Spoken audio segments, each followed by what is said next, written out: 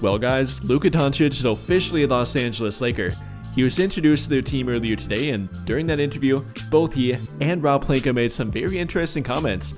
Everything in regard to how the trade happened, how Luka Doncic feels about the trade and becoming a Laker, how he wants to prove narratives wrong about himself, the goals of their team going forward, how Rob Pelinka envisions their team going forward, what he and Luka Doncic have talked about. So we're going to talk about it, talk about the most important things said during the interview, what's being talked about the most in regard to what they said during the interview, how their team might look going forward, their plans going forward, what Rob Pelinka kind of hinted at going forward, talking about adding a center to their team, which he did talk about, and how they might be able to do that or how they might not be able to do that this season. So again, we're going to talk about it and break it all down. But first things first, Luka Doncic is a Laker, and here's what he had to say about getting to play in Los Angeles and how he feels about joining their team. Yeah, I would say, like you said, I thought I was going to spend my whole career there because I think loyalty is a big word for me, and I was trying to stay by that. But this for me is a fresh start. I get to play in LA, the fans are amazing, and I got the ocean here, so it's a really big thing for me. But really, I'm really excited to be here. I getting to play for the Lakers, and everybody can say that, and many legends passed here, many championships, so that's my goal.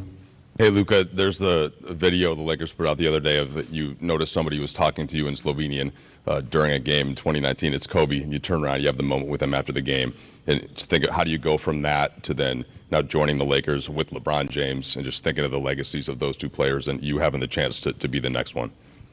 Well, first of all, I remember the exact moment that happened. It will always stay, in my mind. It was an amazing moment. Just for Kobe to know my name was amazing for me. And, I just wish Kobe and Gigi were here to see this moment. And, I'm excited about this new journey and happy to be here. Plenty of good vibes here with Luka Doncic.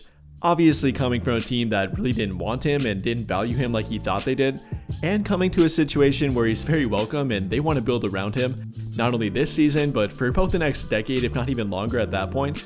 Obviously he's pretty happy about it, coming to a new situation with championship aspirations and expectations. There's a lot riding on him, but he is willing and more than capable of fulfilling those expectations. And then on top of that, he's coming to a somewhat familiar situation. No, not in regard to playing with the Lakers, but the guys around him on the team. For one, he's actually played with their current head coach, that being JJ Redick. During Redick's final season, he was traded to the Mavericks. He only played about 5 games there, but he was a former teammate with Luka Doncic, and they built good chemistry during that time frame. Later having him on his podcast a couple of times, which Luka talked about, and then with a guy like Dorian Finney-Smith, another former teammate of his, a guy that they have really good chemistry with, both on the court and off the court. And Luka even talked about playing with him before the trade even happened, wanting to play with him and saying that they would play again eventually. And well, now we got his wish. They'll be playing together again, and I found him very excited to see that on-court chemistry. But even apart from those two, you got an assistant coach like Greg St. Jean. He previously coached Luka in Dallas, and that's even more chemistry to come with them.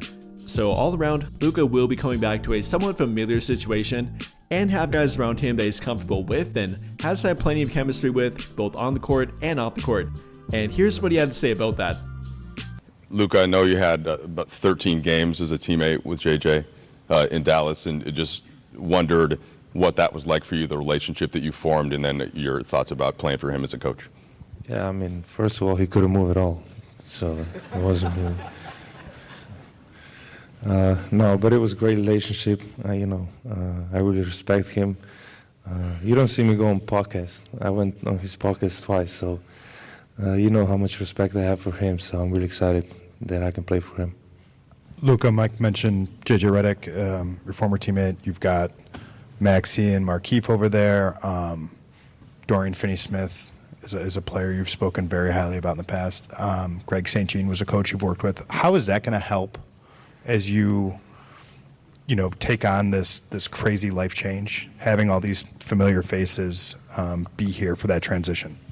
I think that's a really good thing, to come to a new place, but still know some people. And I think that's mentally, I think that's a really good thing, and they're gonna just help me. The guys that were here, they'll help me learn new stuff about LA, about the team, and it's just helpful to see friendly faces. In my opinion, that's very important and actually very underrated with trading for Luka Doncic. I mean, coming out of nowhere to be traded, that obviously is a shock to him, and you want to bring him to a somewhat familiar environment. Obviously, again, he hasn't played for their team, he hasn't played for any team but the Dallas Mavericks, but at least have guys around him that he's familiar with. Try to bring him into a comfortable situation and be able to integrate him as quickly as possible to your team, make him feel comfortable, not only on the court, but off the court again, and I think they do have the right pieces around him. Between JJ Redick, very comfortable with him and likely will be a good fit with him as a head coach, then a good teammate and a good off-the-court teammate, good friend with him like Dorian Finney-Smith, then even an assistant coach like Greg St. Jean, that's a lot of comfortability and familiarity around him. After that though, gotta talk about how the trade itself went down, and Rob Pelinka actually thanked Nico Harrison, the Mavericks general manager, about the Luka Doncic trade and how he worked with him about the trade. Some people are kind of making it as a shot at him, but it's definitely not that. They have a good working relationship, about a 2-decade-long relationship, going back to Nico Harrison's time at Nike, and Rob Pelinka's time as an agent, being Kobe's agent, those two working together, and that relationship eventually forming to them both being general managers, and eventually coming to this trade too. The second person I want to thank is anytime there's a trade or a transaction, there has to be a partner.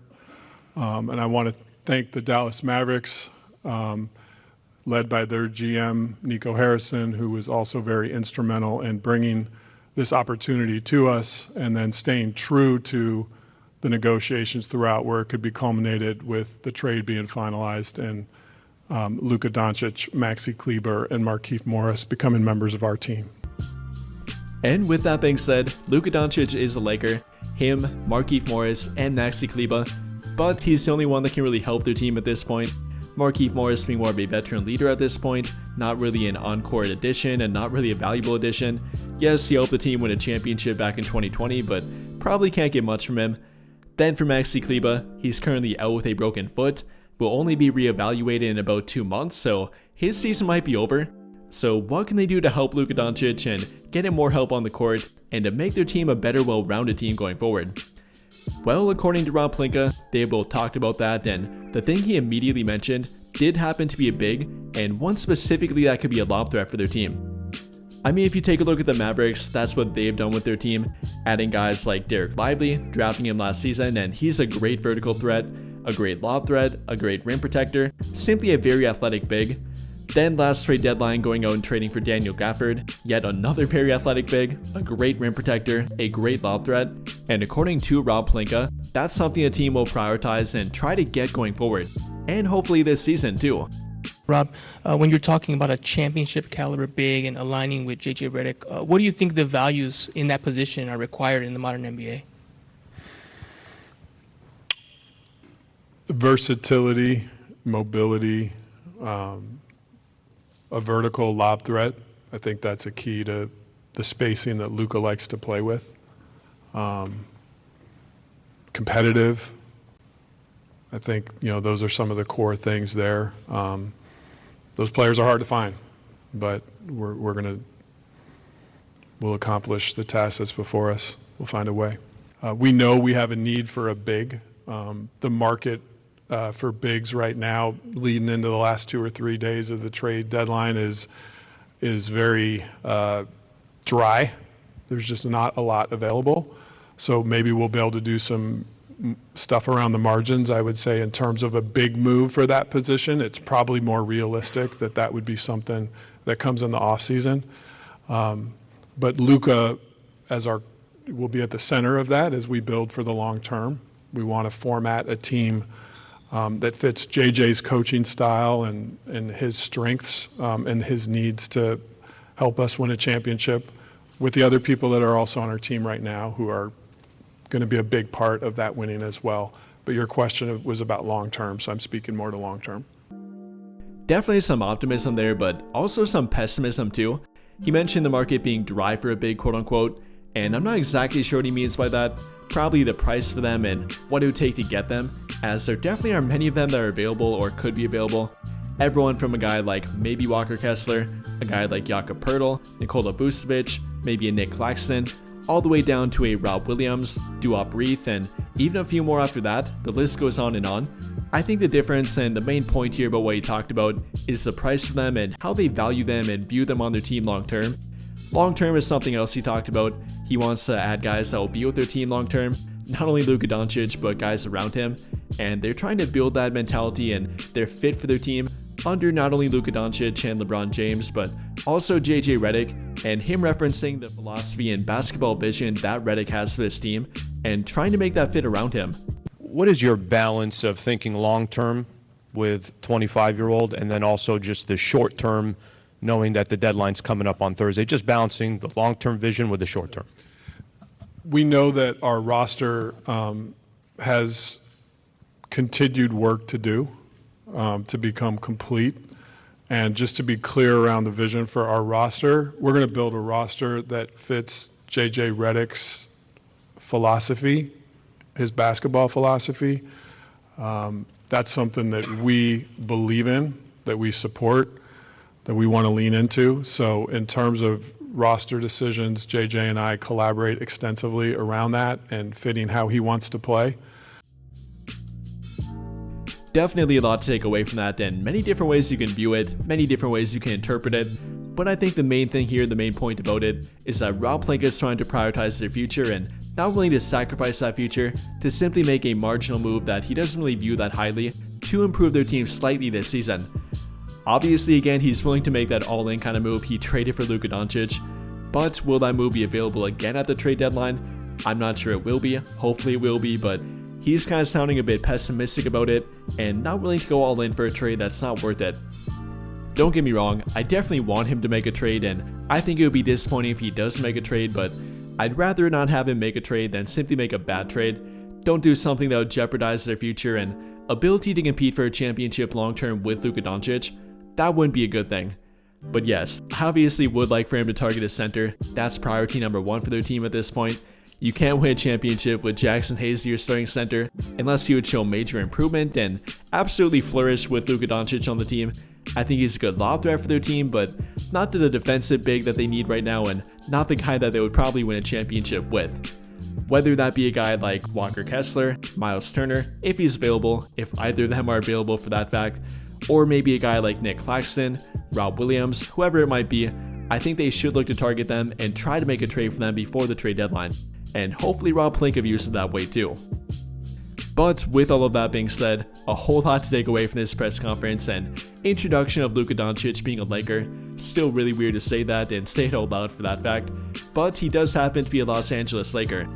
And what the Lakers now prioritize going forward will all be about Luka Doncic and trying to build that good fitting team around him and what both him and JJ Redick view as a good fit for them. But with that being said, what do you guys think?